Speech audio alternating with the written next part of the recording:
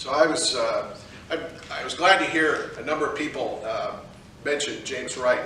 James Wright's always been a favorite of mine. I owned a copy of The Branch Will Not Break when I was a teenager. Martins Ferry, Ohio is not very far down the river from Pittsburgh. And I just felt a kinship early in his poetry. Lee Poe, or Lee Bo, or Lee Tai Bo, who is mentioned in Wright's poetry, was a famous poet of the 8th century Tang dynasty, also renowned for drunkenness. And legend has it that he drowned while trying to embrace the reflection of the moon in the Yangtze River. Remembering James Wright,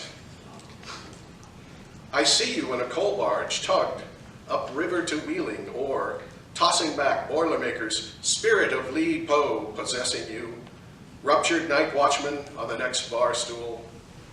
Now you mull varieties, subtleties of hangovers, reworking a poem about wasted lives as the branch outside your window breaks into blossom. Born 100 slag piles east, a generation later, I too longed to stoke the heart's open hearth, forge song from labor's sweat-soaked doves, commune with the ancient Chinese governor stepping over a mud puddle. I too long to embrace the moon, reflected in your Ohio.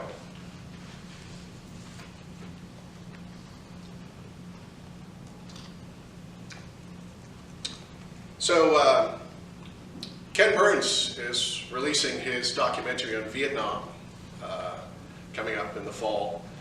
Vietnam was the central event of my adolescence and young adulthood, so I'm very eager to see that. And when Richard Nixon campaigned for the presidency in 1968, he promised, one of his major platform's promises was that he had a plan to end the war in Vietnam. And it turns out his plan was something he called madman theory. It came from game theory. He and Kissinger were very big. Dr. Kissinger was very big on game theory. So Nixon wanted to convince the Russians that he was crazy enough to start a nuclear war. And his theory was that they would be so unnerved that they would force Ho Chi Minh, to negotiate a better peace treaty. So what could possibly go wrong with an airtight plan like that? So in October '69, he scrambled everybody, called a worldwide, global nuclear alert that most people were completely unaware of. There was no internet. News outlets were very much more concerned about vetting stories, and of course nobody in the government was supposed to talk. This was, supposedly top secret. Only the Soviets were supposed to know. So for 3 days, 72 hours straight, nuclear bombers with armed live nuclear weapons were flying continuously just outside of Russian airspace. They refueled. These big B-52s were refueling in midair.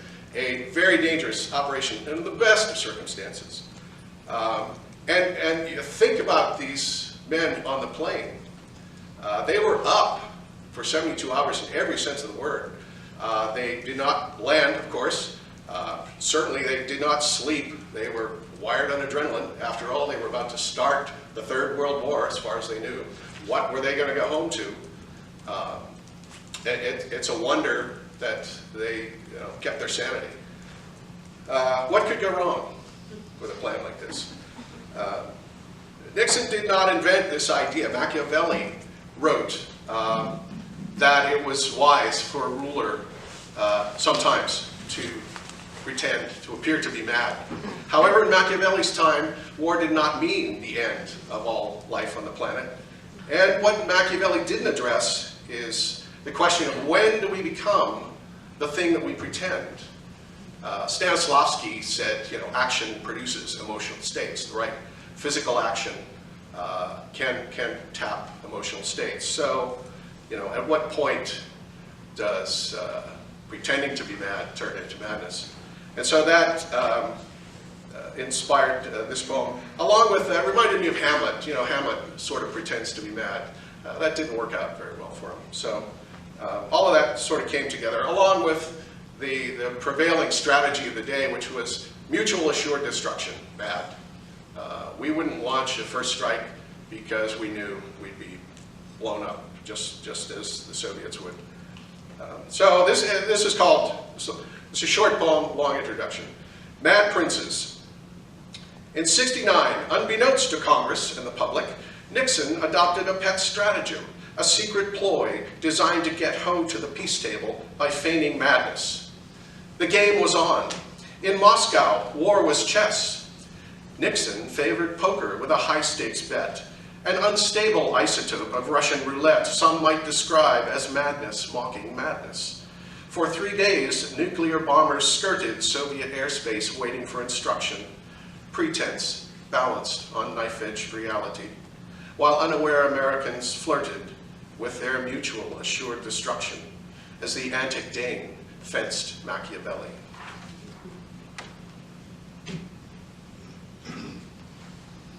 Here's another Vietnam poem. As I say, Vietnam was the central reality, central event of my teens and early 20s. And one of my classmates, a number of my classmates served, a couple were killed, but one of them survived one tour. And there was a lot of pressure for re-ups to sign up again. Because, you know, by the late 60s, around 1970, it was getting pretty clear that this was not the greatest war that we had ever fought, and the excuses for it were wearing very thin.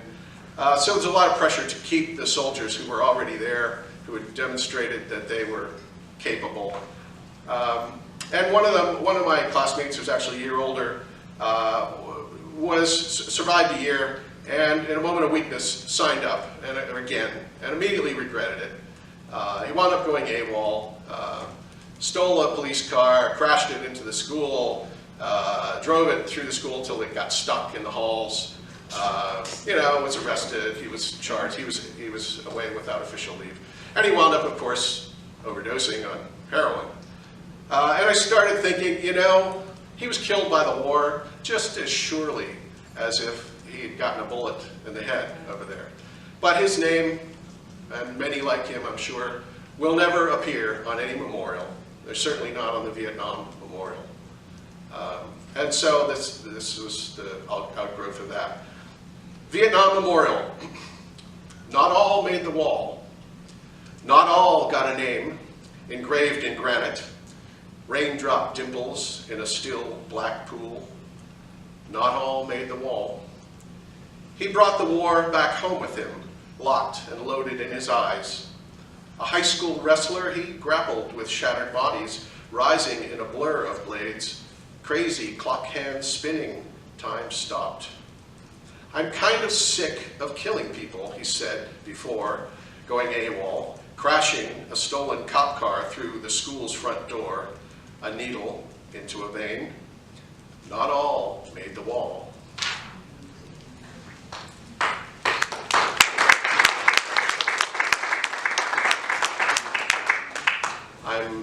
I'm eagerly looking forward to the Ken Burns take. So I've been fortunate enough to visit Ireland a couple of times. How am I doing on time? Is anybody time? You have 2 minutes. 2 minutes? 2 minutes, got it. Okay, I think that'll work. I visited Ireland twice. Both times I managed to visit the island of Inisheer. It's the closest of the Aran Islands to the coast. And it's kind of like stepping back in time.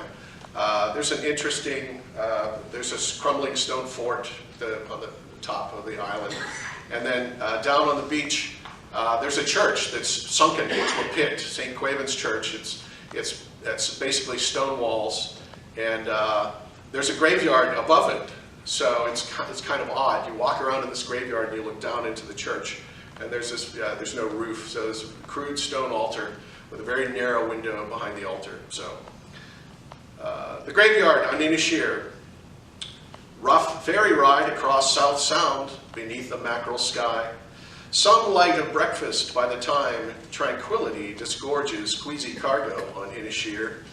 Limestone, brine, dune grass, and sand, combed by low stone pile walls, capped by a crumbling stone fort. Celtic crosses with flotsam epitaphs ring St. Quaven's sunken church, roofless granite walls in a pit where gravedigger shovels forever battle encroaching dunes. If you fit through the narrow window behind the altar slab, you squeeze into heaven, say the locals. I like it and I love it, the shopkeeper says, of his stone outcrop of sea churn and wind-bowed grass, ringed in aquamarine. Why not this afterlife, I think? Accordion, an ancient tongue, and a pint of porter pass a slow afternoon between tides.